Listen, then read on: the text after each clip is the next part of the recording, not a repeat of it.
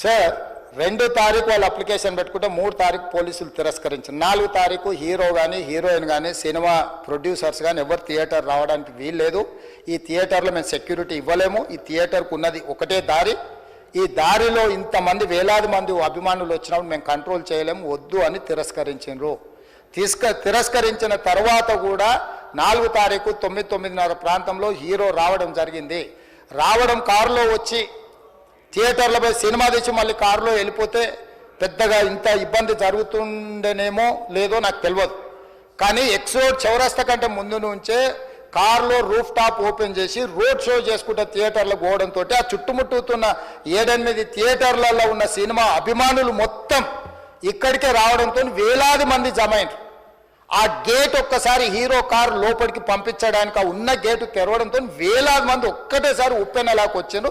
ఆ ఉప్పెనలో చనిపోయిన రేవతి, ఆమె కొడుకు, భార్య, భర్త, కూతురు వాళ్ళు అలాగైపోయి కొడుకు తల్లి ఒక పక్కన పోయి ఆ జనాల నుంచి తప్పించుకొని టికెట్ చేసుకొని ఆ తొక్కిసలాటలు హీరోను థియేటర్ లోపలికి తీసుకుపోవాలనుకున్న టైంకి అతను బండి మీద రోడ్ షో చేసి దిగేటప్పటికి వేలాది మంది హీరోను కలవడానికి చొచ్చుకొచ్చారు ముందుకు.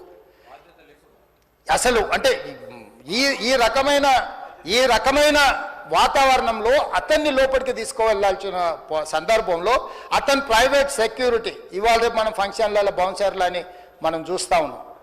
50-60 మంది సరిగ్గా లెక్క తెలియదు, 50-60 అయినా అంటున్నారు, నెంబర్ 4 ఎక్కువ తక్కువ. ఆ బౌన్సర్లు అందరు మీదికి వచ్చే అందరు అభిమానులను విపరీతంగా అడ్డంగా ఎట్లా పడితే అట్లా తోయడంతో అటు నుంచి అభిమానులు హీరోని చూడాలి, కలవాలని ఒకవైపు నుంచి వాళ్ళని హీరో దగ్గరికే రానియొద్దని ఆయన ప్రైవేట్ సెక్యూరిటీ వెనక్కి నెట్టడం వల్ల ఈ తొక్కిసలాటలో హీరో థియేటర్కి వెళ్ళి లోపలికి వెళ్ళి చూసినాక పోలీసులు ఈ మొత్తం క్రౌడ్ని ఈ మొత్తం అక్కడ ఉన్న జమైన జనాలను అందరిని కూడా తీస్తే ఒక తల్లి కొడుకు అక్కడ శవాలుగా పడి ఉన్నారు. ఆ తల్లి అంత తొక్కిసలాటలు కూడా నేను ఆ వీడియో చూసిన ఆ తల్లి లోపలికి వచ్చినప్పుడు కొడుకు చేయి పట్టుకొని ఎంత జాగ్రత్తగా కొడుకుని తీసుకొని వస్తుందో తల్లి ప్రేమ ఎట్లుంటుందో అక్కడ నాకు చూసి నాకు అర్థమైంది. ఆ శవాలుగా మారిన తల్లి కొడుకు చెయ్యి ఇడవలే అధ్యక్ష, అట్లే చెయ్యి బిగ్గర పట్టుకొని పోలీసు వెళ్ళి చూస్తే ఆ తల్లి ఆ పిల్లగాడు ఆ తల్లి ఆ చెయ్యి వదలకుంటే కన్నబిడ్డను పట్టుకుని తల్లి చచ్చిపోయింది అధ్యక్ష. అట్లాంటి సిచ్యువేషన్లో పోలీసులు తల్లిని కొడుకుని హాస్పిటల్కి అక్కడ ఫస్ట్ ఎయిడ్ ట్రీట్మెంట్ చేసిండ్రు. పోలీసులు ఏం డాక్టర్లు కాదు, హుటాహుటిన తరలించిండ్రు. హాస్పిటల్కి వెళ్ళిన తర్వాత తల్లి చచ్చిపోయింది, పిల్లోడు కోమాలు ఉండు. ఆల్మోస్ట్ పోలీసులు పిల్లవాడు కూడా చచ్చిపోయింది అనుకున్నారు. బ్రెయిన్ డెడ్ అయింది, ఆక్సిజన్ అందక ఆ అబ్బాయికి. సో ఆ సిచ్యువేషన్లో వెనక్కి పోలీసులు వచ్చి హీరో గారికి విషయాన్ని తెలియజేసి హీరో గారు వెళ్ళిపోతే హీరో ఎందుకు వెళ్ళిపోవాలనుకుంటారు పోలీసులు అంటే ఇంకా వేలాది మంది అభిమానులు అక్కడనే ఉన్నారు.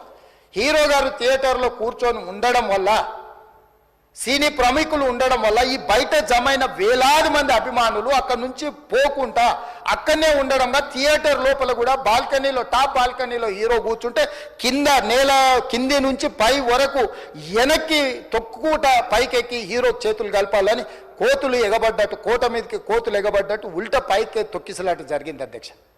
థియేటర్ వాళ్ళు పోలీసులను హీరో దగ్గరికి వెళ్ళి చెప్పడానికి కూడా అనుమతి లేకుండా థియేటర్ వాళ్ళు పోలీసులను బ్లాక్ చేశారు అధ్యక్ష. ఎప్పుడైతే హాస్పిటల్లో తల్లి చచ్చిపోయిన పిల్లగాడు కూడా ఆల్మోస్ట్ చావు నోట్లో ఉన్నాడు అని తెలిసి పోలీసులు వచ్చి ఏసీపీ వెళ్ళి చెప్పడానికి పోతే థియేటర్ సిబ్బంది లేదు హీరో దగ్గరికి వెళ్ళడానికే వీళ్ళేదని చాలాసేపు పోలీసులను కూడా హీరో దగ్గరికి పోనీయలేదు అధ్యక్ష వాళ్ళ ప్రైవేట్ వీళ్ళు. చివరికి ఏసీపీ కోపం వచ్చేసి మిమ్మల్ని అందరిని తీసి లోపల వేయాల్సి వస్తుందని చెప్పిపోయి హీరోకు ఏసీపీ క్లియర్గా ఇద్దరు చనిపోయినరు. మీరు ఇక్కడ కూర్చుంటే థియేటర్లోనగా థియేటర్ బయట ఉన్న వేలాది మంది ఈ సినీ అభిమానులను మేము కంట్రోల్ చేయలేకపోతున్నాం. ల్యాండ్ ఆర్డరు శాంతి భద్రతలు చేయి దాటిపోయినాయి, మేము లాఠీ చార్జ్ చేయాల్సిన పరిస్థితి ఉంది, మీరు దయచేసి వెళ్ళిపోండి, వచ్చిండ్రు చూసిన కదా వెళ్ళిపోండి అంటే లేదు నేను సినిమా అయిపోయే వరకు ఇట్లే కూర్చుంటానని పోలీసులతో చెప్పిండని సిటీ కమిషనర్ నాకు చెప్పడం జరిగింది అధ్యక్ష. అదేవిధంగా ఇంకా కంట్రోల్ కాకపోవడంతో అప్పుడు డీసీపీ పై అధికార రంగంలో దిగి వాళ్ళ అందరినీ లోపల వాళ్ళ ఎంబడున్న అడ్డుకుంటున్న వాళ్ళను పోలీసులతో జరిపించి చక్కగా డీసీపీ పోయి హీరో గారికి బయట చనిపోయినరు, పరిస్థితి చాలా గందరగోళంగా ఉన్నది, మీరు ఇక్కడ నుంచి కదలాల్సిందే లేకపోతే మిమ్మల్ని పోలీస్ స్టేషన్కు తీసుకెళ్లాల్సిన పరిస్థితి వస్తుంది, మీరు ఇక్కడ నుంచి కదలాల్సిందే అని బలవంతంగా అతన్ని సినిమా మధ్యలో 12 గంటల సమయంలో రాత్రి 12 గంటల సమయం అట్టిగా ఆ సమయంలో అతను తీసుకొచ్చి బండెక్కిస్తే మళ్ళీ అతను రూఫ్ టాప్ ఓపెన్ చేసి మళ్ళీ చేతులు ఊపుకుంటూ రోడ్ షో చేసుకుంటూ అంటే తల్లి చనిపోయి పిల్లగాడు చావు బతుకుల మధ్యలో ఉన్నాడు, మీరు వెళ్ళండి అని వెనక్కి పంపిస్తే కూడా మళ్ళీ కారులో రూఫ్ టాప్ ఓపెన్ చేసి చేతులు ఊపుకుంటా అభిమానులను సంతోషపెట్టుకుంటా రోడ్ షో చేసుకుంటా అతను వెళ్ళిపోయింది అధ్యక్ష. పోలీసులు కేసు చేసిరు, కేసు మీద థియేటర్కి సంబంధించిన కొంతమందిని అరెస్టు చేసిరు. అరెస్టు చేసి 10-11 రోజుల తర్వాత పోలీసు హీరో గారింటికి వెళ్ళిండ్రు. మీరు కూడా కేసులో A11 మీ మీద కేసు ఉందని చెప్పడానికి పోలీసులతో దురుసుగా ప్రవర్తించిండు. మీరు ఆ వీడియోలన్నీ కూడా చూసిండ్రు. ఆ పరిస్థితిలో చట్టాన్ని అమలు చేసే పోలీసులు ఆల్రెడీ ప్రాణాలు పోయినాయి, ఒక నిరుపేద తల్లి చనిపోయింది, కొడుకు చావు బతుకుల మధ్యలో ఉన్నాడు. ఆ రోజు కోర్టుల కేసులు కూడా వస్తున్నాయి. కోర్టుకు కూడా మీరు విచారణలు ఏం చేసిండ్రని కోర్టుకు కూడా పోలీసులు జవాబు చెప్పాల్సిన పరిస్థితి ఉండే అధ్యక్ష. దాంతో మాట్లాడితే వాళ్ళు చాలా బాధ్యతారహితంగా సమాధానాలు ఇచ్చారని మా పోలీస్ సిబ్బంది చెప్తున్నారు. దాంతోనే అతన్ని పోలీస్ స్టేషన్ తీసుకెళ్ళారు అధ్యక్ష. ఇక్కడి వరకు ఒక హీరో, ఒక థియేటర్లో జరిగిన సంఘటనలు, వీటన్నిటి నేపథ్యంలో పోలీసులు వాళ్ళ విధి నిర్వహణ నిర్వహించారు అధ్యక్ష. ఎప్పుడైతే అతను పోలీస్ స్టేషన్కు తీసుకెళ్ళిరో కొన్ని రాజకీయ పార్టీలు పైశాచికంగా ఎంత నీచంగా నన్ను తిట్టుకుంటా పోస్టులు పెట్టినరంటే, అంటే తెలంగాణ समाजంలో మలక్పేట్ बलाला साहब के कॉन्स्टिट्यूंसी के वोटर है, उन लोग मलकपेट के छोटे नौकरी, उसका नौकरी अकबर साहब वो 30,000 नौकरी करता है, उसके परिवार में कोई कमाई नहीं है, एक एक टिकट 3,000 रुपए में खरीदा, वो बच्चा उनका फैन है बोल के उनके परिवार 12,000 रुपए रखकर 4 टिकट खरीद के पिक्चर को गए. 30,000 महीने को कमाने वाले నెలకు 30,000 జీతంతో పనిచేసి ఒక ప్రైవేటు చిన్న దాంట్లో ఉద్యోగం చేసుకునే తండ్రి తన కొడుకు ఆయన అభిమానాన్ని కుటుంబము 12,000 రూపాయలు 3,000కు ఒక టికెట్ 12,000 రూపాయలు పెట్టి సినిమా థియేటర్కి వెళ్తే థియేటర్లో చనిపోయిన 11వ రోజు వరకు వీళ్ళు ఎవరు హీరో కానీ ప్రొడ్యూసర్ కానీ ఎవరు కానీ ఆ కుటుంబాన్ని చనిపోయిన కుటుంబాన్ని కానీ హాస్పిటల్లో చావు బతుకుల మధ్యలో ఉన్న పిల్లవాడిని పరామర్శించడానికి కూడా పోలేదు అధ్యక్ష. ఇది ఏ రకమైన మానవత్వం అధ్యక్ష? నాకు అర్థం కాలే. ఇలాంటి మానవత్వం లేకుండా వ్యవహరించిన వాళ్ళను పోలీసులు విధి నిర్వహణలో భాగంగా పోలీస్ స్టేషన్కు తీసుకెళ్తే ఒక ఆయన ట్విట్టర్లో పెడతాడు అడ్డగోలుగా 10 ఏళ్ళు మంత్రి చేసి ఉద్యమాలు చేసినామని చెప్పుకునేటోళ్ళు, ఉద్యమాల సమయంలో సినిమా షూటింగ్లో జరగొద్దని దాడులు చేసిన వ్యక్తులు ఇవాళ అతను భగవత్ స్వరూపుడు, అసలు అతన్ని పోలీసులు ముట్టుకుంటారా? అసలు ఈ రాష్ట్రం ఏమైపోతుంది? ఈ రాష్ట్రం ఉంటుందా?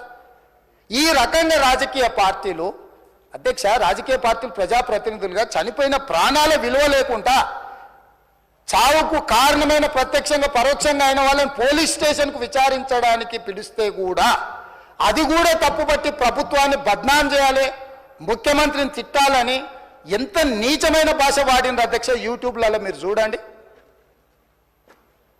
నాకేముంటుంది అధ్యక్ష? ఏంది ఆ సినిమాకు స్పెషల్ రిలాక్సేషన్స్ ఇచ్చి ఇవాళ సినిమా ఏదైతే వ్యాపారం చేసిందో సినీ పరిశ్రమను ప్రోత్సహించాలని మొదటి వారం అత్యధికంగా సినిమా ధరలతో టికెట్లు అమ్ముకోవడానికి, స్పెషల్ షోలు వేసుకోవడానికి, బెనిఫిట్ షోలు వేసుకోవడానికి ప్రత్యేకమైన అనుమతులు ఇచ్చింది నా ప్రభుత్వమే కదా, మా ప్రభుత్వమే అధ్యక్ష. సినీ పరిశ్రమను ప్రోత్సహించాలనే మా విధానం. ప్రోత్సహించే క్రమంలో తెలంగాణ ప్రజల ప్రాణాలను తీసుకోమనే, ప్రాణాలు తీసుకుంటే కూడా వాళ్ళని ఏమనొద్దానంటే మీరు లా చేయండి అధ్యక్ష. మరి స్టేట్కు లా అథారిటీ ఉందో లేదో నాకు తెలియదు, కానీ star, film star, super stars are political stars is having some special privilege. If they murdered anyone also we need not to prosecute or otherwise we need not to book any case against these personalities అని మనం మీరు చట్టం చేస్తా అంటే సినీ ప్రముఖులకు కానీ రాజకీయ ప్రముఖులకు కానీ స్టార్లని ఫీల్ అయ్యే వాళ్ళ పట్ల ప్రత్యేకమైన చట్టం ఉంటుంది, వాళ్ళ మీద కేసులు పెట్టొద్దని మీరు ఏమైనా చట్టం చేస్తే ఆ చట్టం అమలు చేస్తాం అధ్యక్ష.